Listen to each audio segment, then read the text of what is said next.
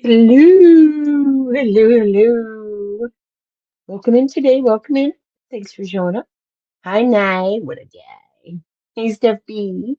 Yes, I gifted 5 memberships. 5. And I have to go to a different device to see who got them. So Audrey, Apple Ramos, Kim Holmes, Tragedy Pimps Exposed, and Popcorn and M&Ms. Oh, welcome. Welcome, honey bunnies. Give you grandma hugs. Grandma hugs, welcome. Welcome. Hey, Nebulous. Hi, sweetheart. Good to see ya. Hang on just a second. I got stuff going on. Okay. So has everybody been having a good weekend? Has it been good? So far, so good? I hope so. Mine has been tiring. I don't know what in the world is going on, if it's a season change, if it's solar energy. I don't know what's going on, but I've been so tired lately. Like bone exhausted. Bear with me just a second.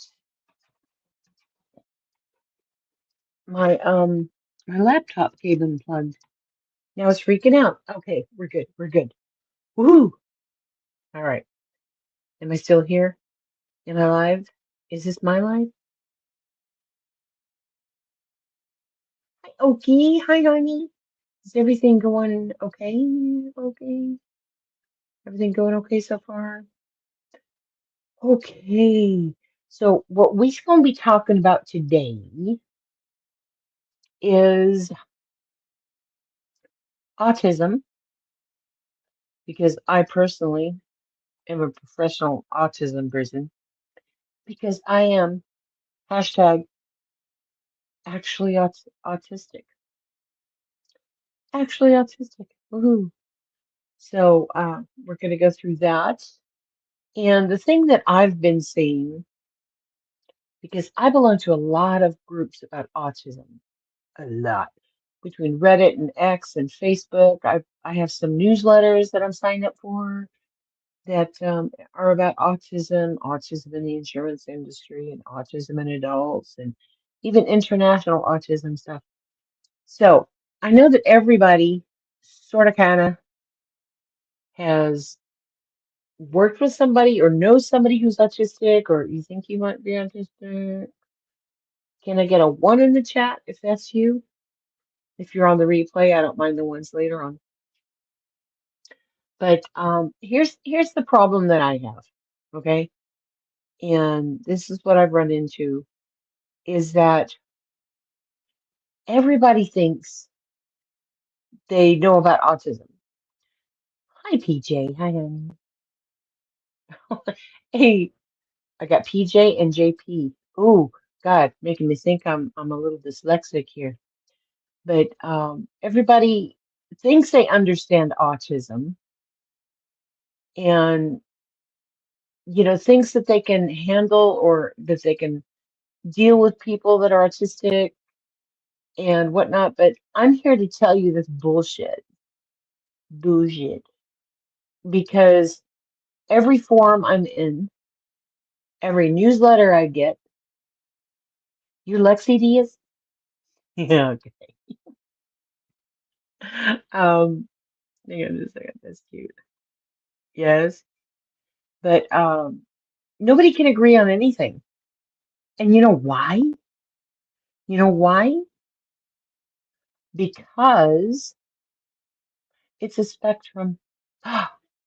No, that's why it's called autism spectrum disorder, the ASD. Yeah, because no two people experience the same thing the same way. That makes sense? Hi, Nicole B. Mwah. What is Nebula saying? Magnesium, though iron, exists in a special form for the female species of humans. Probiotics allegedly help. What I do know, ask your medical professional before messing about with anything. Yes, thank you. Yes, magnesium helps me quite a bit. A lot, a lot.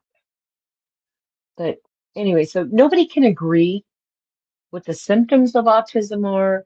Nobody can agree on what's the severity or how to deal with it.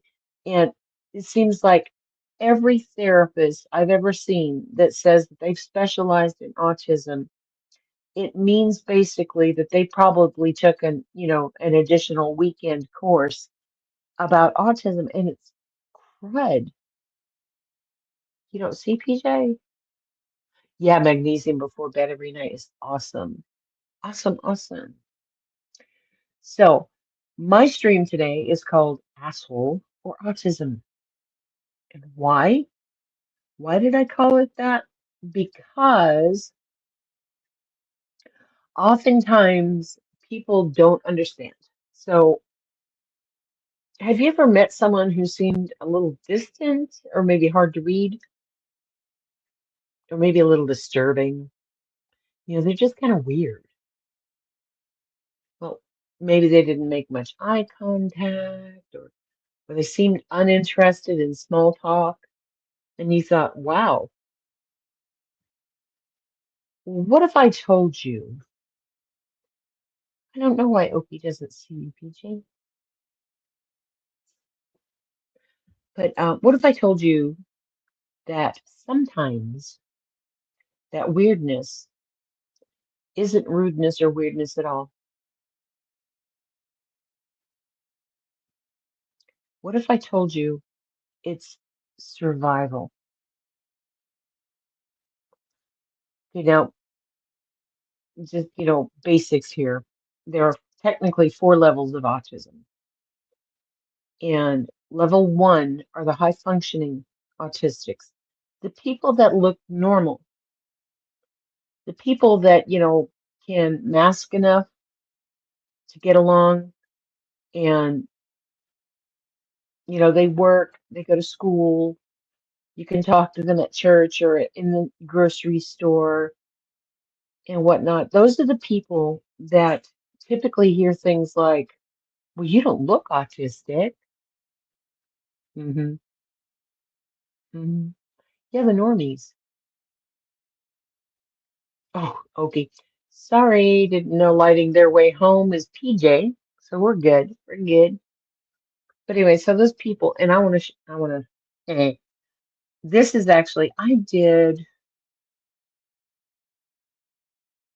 actually did oh, you're considered high functioning butterfly kisses? Yay, level ones. Level one.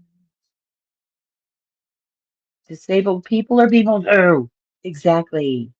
And the thing is that people don't look at autism as being a disability until it actually starts affecting them, affecting their life. And then when you try to explain it to people who are normies or what, are called neurotypical, because the people that are on the autism spectrum called neurodiverse, I made this.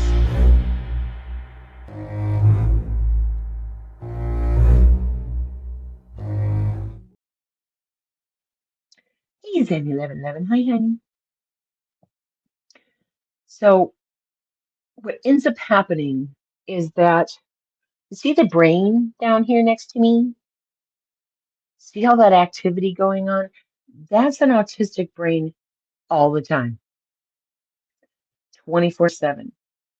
I've heard somebody describe it as though we have more motor neuron stuff going on, that there are more neurons firing all the time than normal people.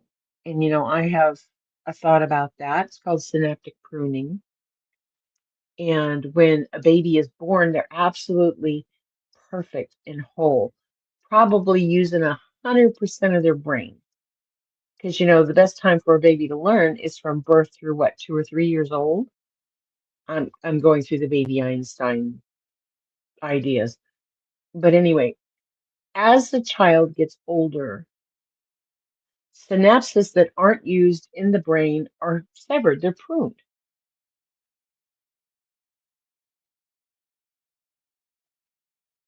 Hi, Amber E.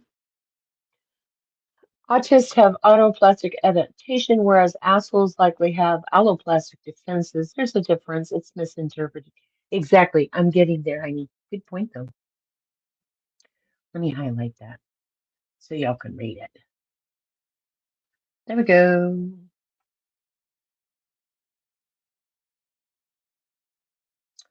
Any excuse for those that control the spice to impose AI onto humanity, like Dune Spice? Oh, you wouldn't know. You've just mothered, not fathered. Yes, parented. Does that sound better? Parented? Anywho, so the thing is that people with high functioning autism often spend a huge amount of energy trying to fit into social expectations. They've learned how to mask, and that means mimicking normie or neurotypical social behavior. Hi, Roro Solo. How are you, honey? Welcome in. So we have to remember to make eye contact, but not eye contact too long because then it's the psychopath stare. We need to smile at the right moments. We need to remember to nod, to laugh, to ask follow-up questions. And it's not a natural thing. It has to happen by us forcing it. And it just drains all kinds of energy.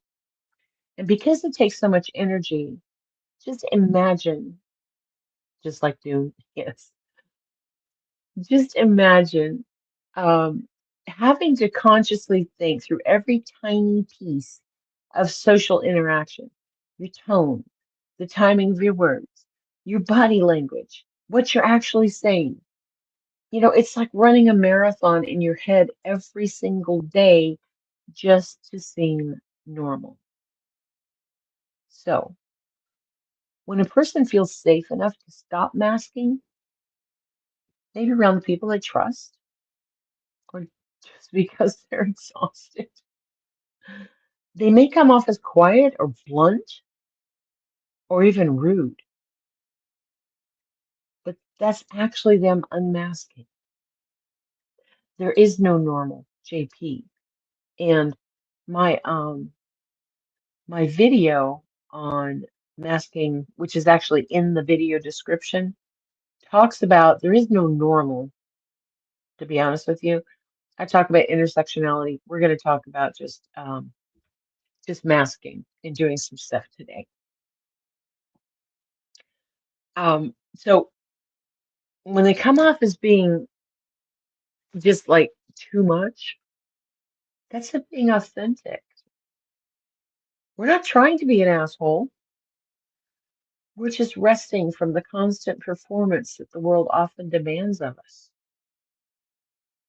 And the irony is that when someone on the spectrum does unmask, when they show up as their real, unfiltered self,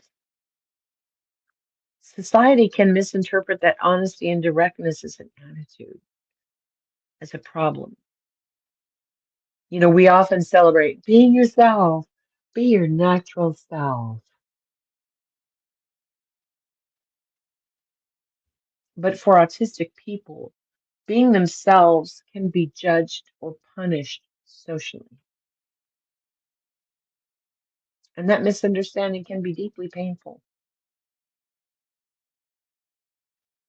Many autistic adults describe years of being told they're too much, they're too blunt, or they're emotionless, when in reality, we're just trying to communicate the clearest, most honest way that we know how. That sometimes looks like we act in ways that show disregard for other people's feelings, boundaries, or dignity. Hi, Shibby. How are you, sweetheart?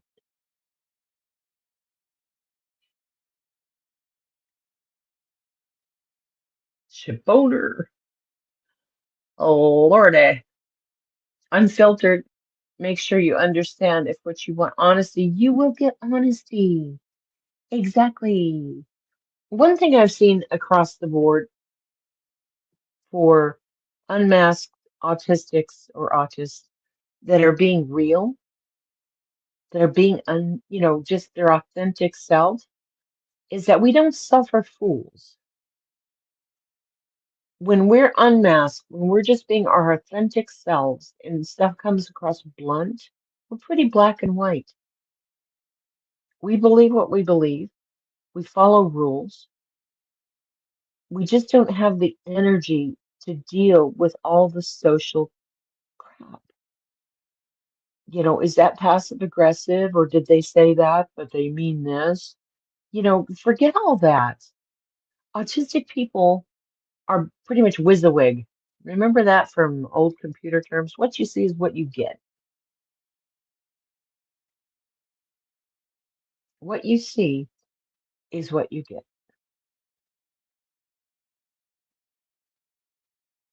What are we laughing at?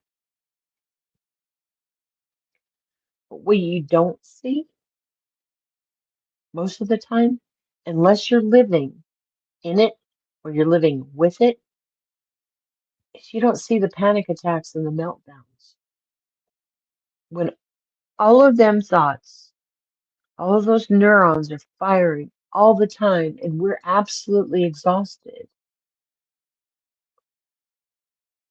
we have a couple ways of handling that. A panic attack is one of them, and then we melt down, which is where, and the way I describe it is I describe it as my brain going into a dial tone. And then I get that 1,000-yard stare because I literally can't bring any of the thoughts in my head into focus enough. Oh, JP and Shaboner is what you're laughing at. Okay, they're little nicknames. So I wanted to show you something. And let me see here. I belong to this Reddit. Here. It's called Autism in Women. So one of the commenters said, over 100 people genuinely hate me. And she says, it's not a mental health perception, it's a genuine reality. Many, many people really deeply dislike me. It is really weighing on me emotionally. So many friends blocked me. My friendships only last so long, then abruptly end. So many people literally hate me and want me gone. I know this is true, so please don't say it's only in your head, etc. I want to know how to deal with the reality of this. It's either because I hurt them, I overwhelm them, they're jealous, or they're afraid or weirded out. but it's just seemingly smaller things that get turned into we will never speak again instantly. And this was tagged with support needed, kind advice, and commiseration. So this is, hi Cash. This is the top comment here. Can I just clarify something? The way I see it, there are different levels of this. One, I don't wish this person any harm or even think badly of them. I just don't want to be around them. Two, I don't wish them harm, but I do have negative opinion of them and I don't want to be around them. Three, I think they're a really bad person and I advise others to avoid them. And four, I actively hate them, wish harm to them, and will harm them if it's in my power to do so. It's a little over the top. When you say over 100 people hate you, it's fairly hard to get that sort of genuine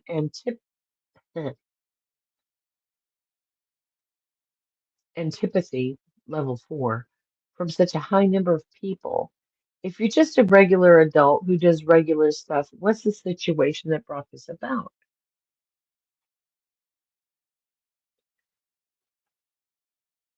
So most of the comments under this were saying things like that they agree with the 1, 2, and 3, 1, 2, 3, and 4 up there. Mhm. Um, and some people are saying that no, you're way overthinking it. You know, the people out there don't hate you with a burning passion, or they might not want to be around you because you are too much. And don't give people you don't like more energy than they're worth. A lot of people said, well, that's kind of extreme there, buddy. So maybe there's something wrong with you. Maybe there's something within the way you're reacting to them or interacting with them that's causing these issues.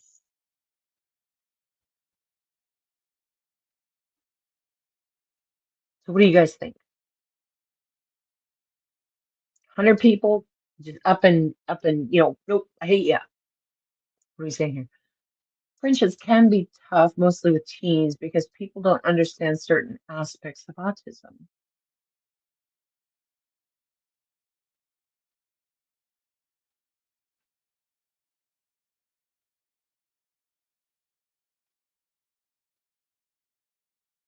Hate is a strong word.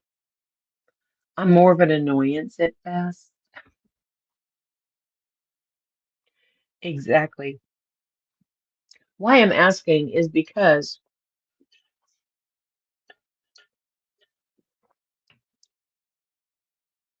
I had more friends before I came out of the closet, before I admitted to people that I was autistic. And I call it coming out of the closet because I masked. I masked so good for so long that when I told people, they said, no, you're not. Oh, Nebulous, thank you. I think you're awesomeness too, honey.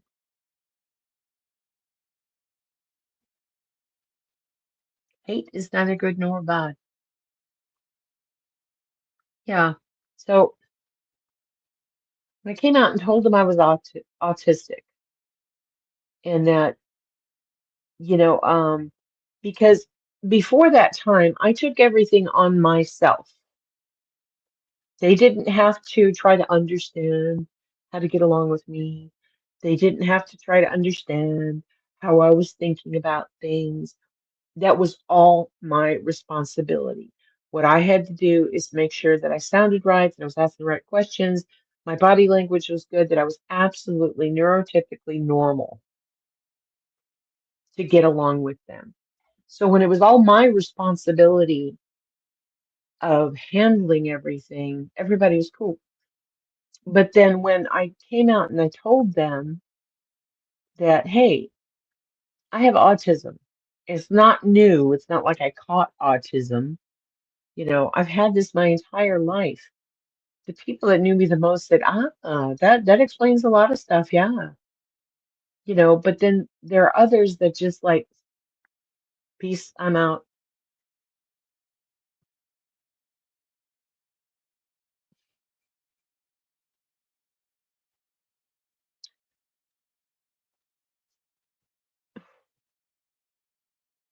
So when you meet someone who's a little weird, who's maybe on the spectrum, or especially if someone says, I'm autistic, there are people, I can't even, I don't even want to go into it right now. But what I'm asking is to take a breath before you judge. It could be they're just conserving energy, or they finally feel safe enough to unmask in front of you. Empathy isn't about expecting everyone to interact the same way.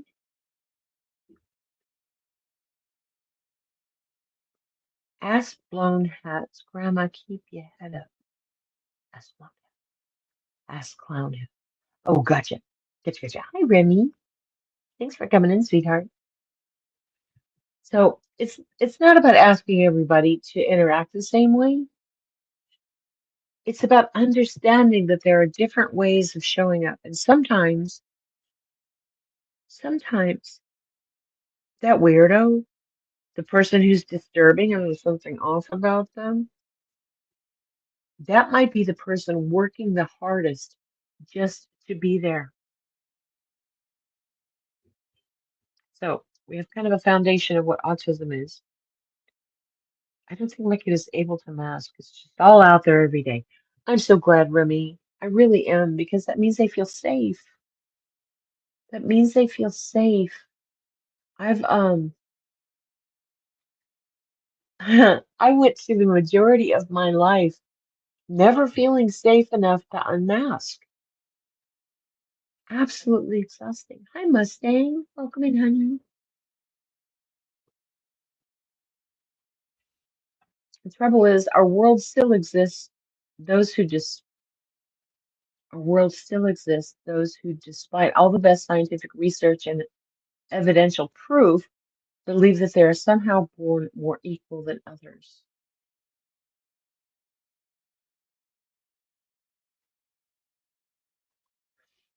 It's when behaviors get in the way of functional behavior and or academics. Exactly.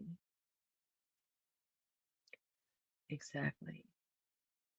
Oh, that's a good thing right here. Don't let this platform disconnect you from who you are. So I wanted to kind of give you guys an idea, okay? Because most autistic people that I know, if you tell them, hey, that hurt me, or you were being kind of a jerk, or whatever, they feel bad about it. We don't walk around with malicious intent, but here's the thing. Here's the description of what is an asshole. At the simplest level, someone is an asshole when they consistently act in a way that shows disregard for other people's feelings, boundaries, or dignity, usually without remorse. But the key word is consistent. Everyone can have bad moments. Being an asshole is more of a pattern. Here are some traits and behaviors. Entitlement. They believe the rules don't apply to them or that their needs automatically outweigh everyone else's. Assholes have a lack of empathy. They rarely stop to think how their words or actions affect others, and may even mock or dismiss people who are hurt by them. Disrespect disguised as honesty. They'll say, I'm just being real, when in reality, they're using honesty as an excuse to be cruel or dismissive. Defensiveness and blame shifting. When confronted, they never reflect. It's always someone else's fault, or you're too sensitive. You should say, it's your fault. They don't own anything. And then there's a pattern to it. What makes someone really an asshole is a repetition. a refusal to grow, or even notice the harm that they're causing. Or, here's a good one, performative kindness. They can turn on the charm when it benefits them, but it's transactional and it's not genuine. Yeah, did you hit the thumbs up for Grandma? Yes. Okay. So in short, being an asshole isn't about one bad day. It's about a persistent lack of awareness or care for others, combined with a sense of superiority. Now, what I want to talk to you about is something that we don't like, but it happens, and it's called persistent or pathologic demand avoidance. And this is where I know parents, I see it in myself because I'm the only person responsible for me right now. Um, but I see it in parents working with their kids that are autistic. But PDA, demand avoidance, is a persistent and extreme avoidance of everyday demands and expectations, driven by anxiety and a need for control rather than simple oppositional behavior. It's not defiance in the classic sense. For someone with PDA, even ordinary requests like, can you put your shoes on, or let's start homework, can trigger panic like stress because it threatens their sense of autonomy and safety. It's often seen in people on the autism spectrum, particularly those who are highly perceptive, socially aware, and sensitive to loss of control. I want to show this to you. Hang on. Hang on. Oh, stop. Go back. This is a short little guy. But there is a society in England. It's called pdhsociety.org.uk. Hey, Charlie. Hi. For us, it could be a multitude of reasons. Exactly. Kind of going to go into just this one. And that's the whole thing about autism. And hold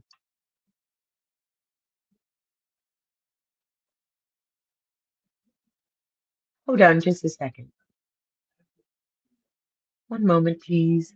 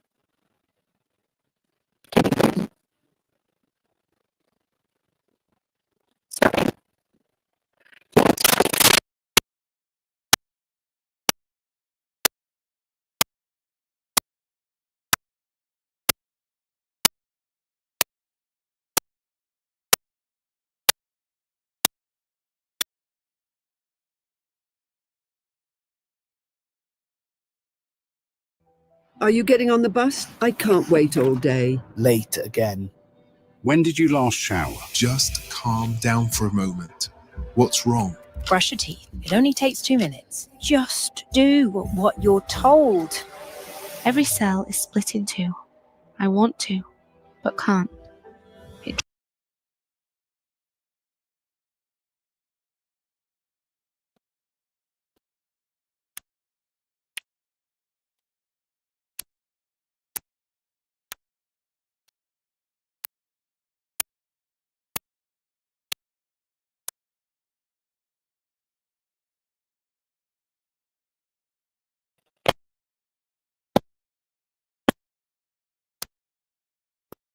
Triggers: rage, terror, panic.